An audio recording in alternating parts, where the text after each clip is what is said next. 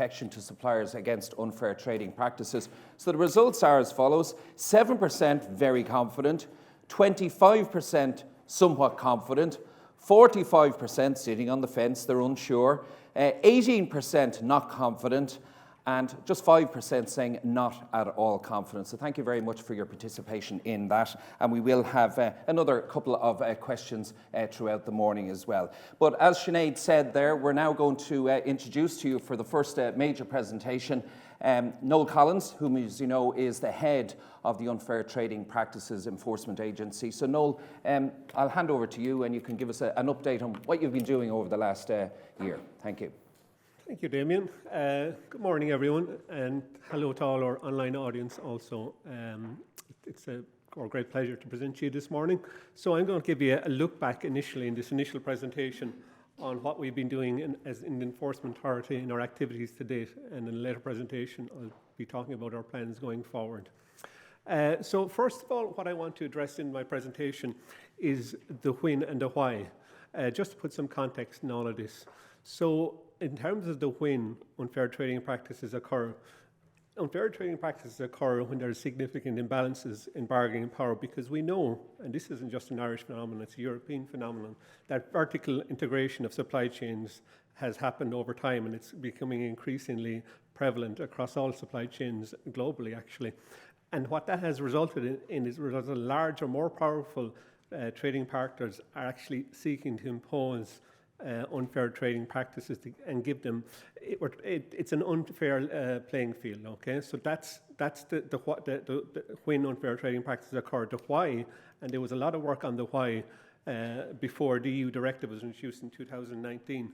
And I'm going to just give a very high level overview of what the EU impact assessment found in terms of the why. They found that these unfair trading practices are detrimental to our otherwise viable smaller operators, such as agriculture, but also smaller SMEs, because they impact on their ability to innovate, produce greater value add to their products, because they're being squeezed by the largest players. And what happens, of course, it endangers their profitability and their ability to compete fairly and affect their capacity to invest and innovate regard to quality products and services. So that came through the EU impact assessment. Of course, it's important to say that this legislation has been in gestation at the EU level for many years. It goes back to 2009 when there was a paper brought out in it, and it got escalated from 2014 onwards. So this has been a long and slow burn. So a lot of due diligence that happened at the EU level before the directive was introduced. And we're very conscious that it's an international piece of legislation, because this isn't just an Irish problem. So what are the legislation, the key dates? So in April 2019, the EU directive was adopted, and in April 2021, the minister signed the UTP regulations into Irish law. So what are the key dates nationally? From the 1st of July of last year, all new contracts or agreements had to be compliant. Okay, so that date has already clearly gone past, and why the timing of this event and seminar is so important, and why we're keen to put the message out. As of last week, there was a 1-year lead time, 28th of April 22. All existing contracts and agreements must be compliant. So that includes both written and oral supply agreements as defined in the Irish national regulations. So the key points, what are these regulations all about?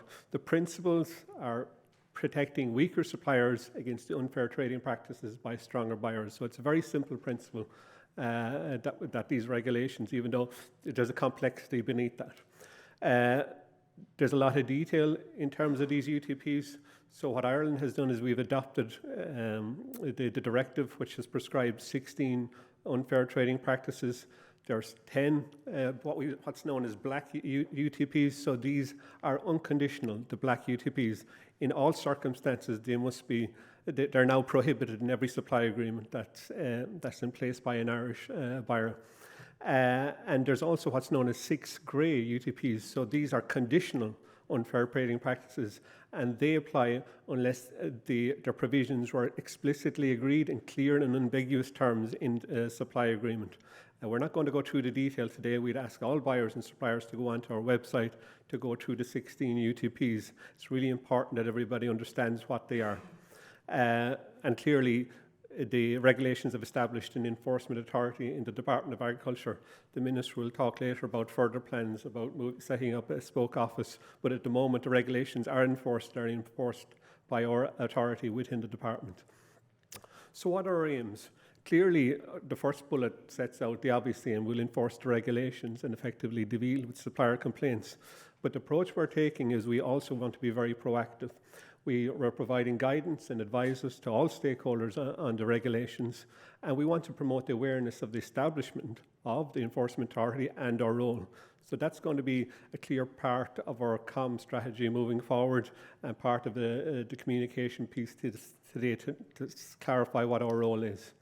And before I get into detail of how we've gone about this, I just want to put some context about how it was informed. Really important, because traditionally B2B, business to business, regulatory activities haven't taken place within the Department of Agriculture. They've been managed by other government agencies in Ireland. So we did a pretty detailed due diligence exercise last year at the start, and this was informed by a consultation with international experts and counterparts in other member states. Remember, it's a EU directive, so there's lots of other enforcement authorities. We looked in particular at the UK Groceries Code Adjudicator model, because that's been in place since 2013, and it's been highly commended and internationally recognised as almost an exemplar in terms of the regulatory approach. Now, they're not directly comparable to legislation. Theirs is perhaps so much narrower in the number of entities and scope, but in terms of broad parameters. So the former head of that agency, Christine Tackon, we approached Christine to advise us, and we know Christine is tuned in online today, so hello to Christine. So we commissioned Christine to produce a report for us to inform us what elements of their approach would be most useful to adopt in an Irish context.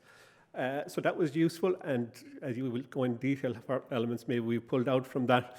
And we also clearly have talked to the member states, other enforcement authorities. Alignment is going to be a huge part of ensuring effective enforcement, and approaches we're very interested with our member states, and we'll continue to have those conversations. Clearly there's a lot of national expertise around enforcement as well, both internally and externally, maybe not in this area, and that was very much part of our due diligence exercise. Spoke internally to relevant colleagues within the department, and clearly there's enforcement authorities that are very effective and internationally recognised in Ireland that had a lot of good guidance to give us. In particular, we would, I suppose, acknowledge the feedback and the cooperation we received from the CCCPC, the Consumer and Competition Protection Commission, and other regulatory authorities. We also had conversations with the likes of FSCI, so we have widely consulted on this. Now, moving on to what we've actually done on the ground. So what we've done is we're striving to enable businesses develop a culture of compliance. So we did that at the outset by engagement with the relevant representative bodies, both on the buyer and the supplier side, to explain the regulations. We felt that was really important, because the representative organisations for the buyers really we need them, and we continue to say we need your assistance to get the message out to buyers. And for the supplier representation organisations, we've been very keen to explain the regulations and tell them how suppliers can be protected. Now, clearly what we've done in case of the buyers ones is we're highlighting our enforcement powers if non-compliance is found. That's really important, and we can talk about that a bit later, because clearly, ultimately, we're an enforcement authority and we have teeth and we can use it. So in terms of the buyer engagement, then we prioritised the top of the food supply chain initially last year. And so what we did is we asked the big 5 retailers and the other largest food wholesalers in the state to nominate liaison officers to engage with us. This was really important, we felt. We could see that from not just the UK model, but also the CCPC model, the need for a dedicated person to take responsibility in the house and for the regulatory authority to deal with. And what we've done is we've had quarterly meetings with these liaison officers who are senior managers or involved in legal compliance within these organisations. And what we did is we requested a detailed implementation report. And the organisations were somewhat familiar with this because in the CCCP model for the grocery goods regulations, there was what was known as a compliance report. So it wasn't altogether a new principle. So we've adopted different elements from different regulatory agencies that as we see it, would fit well with the regulations to ensure compliance. So these detailed implementation reports have been received, and we'll continue to engage with them. We've gone through that in detail, and we feel it's quite an effective process that we've had to ensure, very much looking under the bonnet, seeing what's happening in these organisations to ensure that they're developing cultural compliance. On foot of that, we felt it was really valuable, even though clearly we don't have the resources to meet all the other largest businesses. We see from the EU impact assessment that it's really important to target the largest buyers. So what we did in consultation with state agencies, relevant state agencies, and internally the department, we identified the largest buyers that buy directly from primary producers. So we moved further down the supply chain. So this was later, this was in February of this year. I'm talking about, we all know them, beef, sheep, dairy, food and heart. There's about 9 different subsectors. And what we did is we wanted to identify the businesses that have about up to 60% of the trade in those sectors. So the number of businesses identified, depending on the sector, varied between roughly around 3 or 9. So we have a critical mass of businesses that we've identified that are the most important buyers. Now, this was maybe news to some of these businesses that they were one of the largest buyers in their sector, but we've got good market intelligence on that. Implementation reports have been requested, so it's almost a lighter version of the type of document that we've requested of the big 5 retailers and the largest wholesalers. They've since been received. I suppose engagement to date, it's important to say, has been really positive from these other largest buyers, what we're calling them. But it's clear from the implementation reports that we've received in from some of them is that there's a lack of understanding of the legal obligations. And we're not here to catch businesses out. We're here to try and help them develop their capacity to ensure they remain compliant with the regulations.